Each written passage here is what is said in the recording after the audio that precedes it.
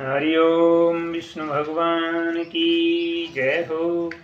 सभी आदरणीय प्रभु प्रेमी शरणों को निमण प्रणाम। ओम देव दृष्णम पुण्य पुरुषनम पाप नाशनम दीटा देव का मुखवाह्य जन्म जन्म का दुख दीटी जोत भागी चौथ श्रीजम्बेश्वराय नमो नमः। आज शब्द नंबर 104।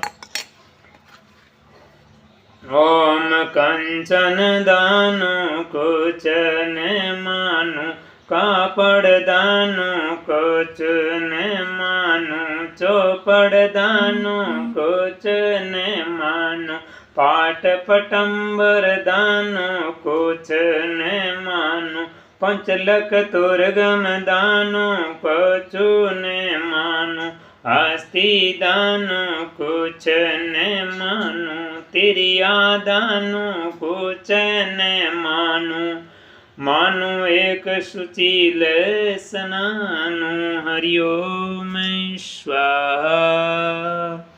बोली विष्णु भगवान की जय। श्री गुरुजम्बेश्वर भगवान की जय। अपने अपने माता पिता गुरुदेव की जय।